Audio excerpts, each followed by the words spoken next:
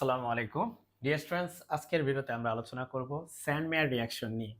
Sandmeyer রিঅ্যাকশনে আমরা benzene, diazonium chloride বা diazonium bromide এই ধরনের কোনো একটা সাবস্টেন্স নিব, নিয়ে আমরা সেখানে দেখতে পাবো যে সেখানে কিভাবে হ্যালোবেনজিন তৈরি হয়।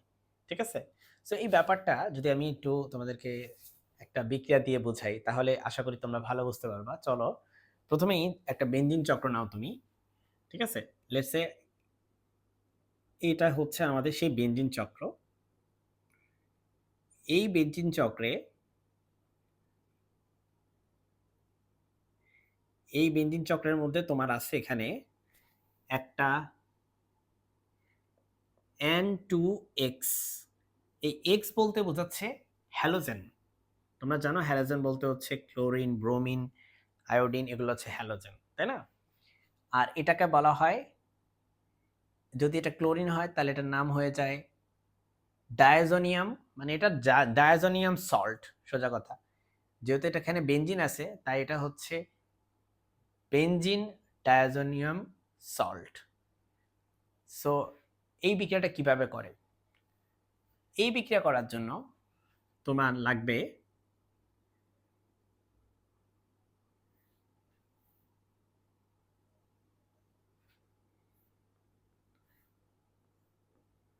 এই বিক্রিয়া করার জন্য তোমার কি কি লাগবে? ফার্স্ট থিংস ফার্স্ট, এই বিক্রিয়া করার জন্য ধরো ধরো তুমি ক্লোরিন ইউজ করলা। ঠিক আছে? এখানে হ্যালোজেন না ইউজ করে ধরো ক্লোরিন ইউজ করছো, সেই ক্ষেত্রে তোমার এখানে হবে HCl, মানে হাইড্রোক্লোরিক অ্যাসিড। অথবা আমরা ধরো ব্রোমিন নিছি, অথবা ধরো আমরা সায়ানাইড নিছি। সায়ানাইড নিলে পটাশিয়াম সায়ানাইড ইউজ করতে হবে, তোমরা জানো এটা খুব বিষাক্ত। আরেকটা জিনিস ইউজ করতে হবে এটার সাথে, সেটা হচ্ছে কিউপ্রাস কিউপ্রাস ক্লোরাইড। কিউপ্রিক না, কিউপ্রাস। এখানে ইউজ করতে হবে কিউপ্রাস ব্রোমাইড, আর এখানে ইউজ করতে হবে কিউপ্রাস সায়ানাইড, CuCN। ওকে, এই দুইটাকে ইউজ করতে হবে। করলে কি পাবা দেখো, এখানে পাবা প্রথমে এখানে পাবা বেনজিন, বেনজিন ক্লোরাইড বা ক্লোরোবেনজিন। ওকে, এই জায়গায় পাবা হচ্ছে ক্লোরোবেনজিন। সো এখানে একটা ক্লোরিন আসবে, এটার নাম হচ্ছে বেনজিন ক্লোরাইড বা ক্লোরোবেনজিন। সো যখন তুমি বেনজিন ক্লোরাইড চাও তখন কিন্তু তোমার এখানে ক্লোরিন ইউজ করতে হবে, দুইটাই। এখানে তাহলে কি হবে? তুমি নিশ্চয়ই বুঝে ফেলছো অলরেডি, তাই না? এখানে হবে হচ্ছে ব্রোমিন, কারণ দেখো আমরা এখানে কি ইউজ করছি, হাইড্রোজেন ব্রোমাইড আর হচ্ছে কিউপ্রাস ব্রোমাইড। এই শব্দটা আমি একটু লিখে দিই, কিউপ্রাস কিউপ্রাস ব্রোমাইড। আর আগেরটা কি ছিল? কিউপ্রাস ব্রোমাইড হচ্ছে এই যে এরকম সংকেত, ঠিক আছে? আর এটাকে কি বলে? এটাকে বলা হয় কিউপ্রাস ক্লোরাইড, আর এটা হচ্ছে কিউপ্রাস সায়ানাইড। তোমরা এগুলোর নাম জানো, পটাশিয়াম সায়ানাইড, হাইড্রোজেন ব্রোমাইড, এটা হাইড্রোক্লোরিক অ্যাসিড। এখান থেকে কি পাওয়া যাবে? আগেরগুলোর সাথে কম্পারিজন করলে তোমরা বুঝতে পারতেছো যে এখানে আছে ক্লোরিন, তাই ক্লোরিন, ব্রোমিন আছে ব্রোমিন, এখানে সায়ানাইড আছে, অর্থাৎ এখানে সায়ানাইড আসবে, সায়ানোবেনজিন। ঠিক আছে? এখানে তুমি গেটিস হিসেবে পাবা, সাথে উপজাত হিসেবে পাবা নাইট্রোজেন। তো এটা যদি তুমি নাও লেখো চলবে, কারণ মেইন সাবস্টেন্স হচ্ছে এটা, এটা তোমাকে অবশ্যই লিখতে হবে। ঠিক আছে? সো এটার নাম হচ্ছে, আমি লিখে দিচ্ছি, ক্লোরোবেনজিন। ক্লোরোবেনজিন। আর এটা হচ্ছে ডায়াজোনিয়াম, ডায়াজোনিয়াম।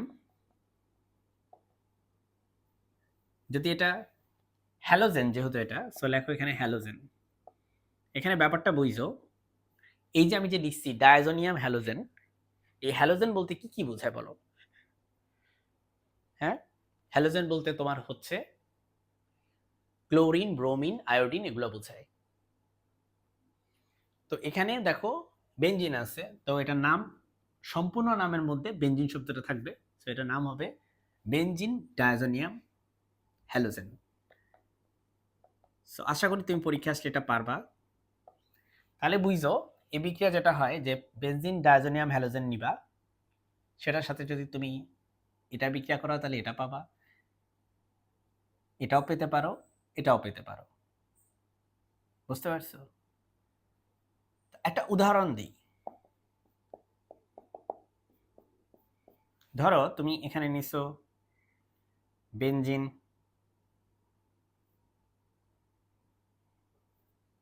ডায়াজোনিয়াম ক্লোরাইড, এটার নাম হচ্ছে কি বেনজিন ডায়াজোনিয়াম ক্লোরাইড, ব্রোমিন থাকলে ব্রোমাইড এরকম হইতো। এর সাথে এখানে তুমি এই বিক্রিয়াটা ঘটাবা, সেখানে কি ইউজ করবা? Cuprous chloride. আমি এখানে একটা ভুল করছি, একটা 2 দিতে হবে, সরি। আর সাথে থাকবে হচ্ছে হাইড্রোক্লোরিক অ্যাসিড, এখান থেকে তুমি কি পাবা? ক্লোরোবেনজিন।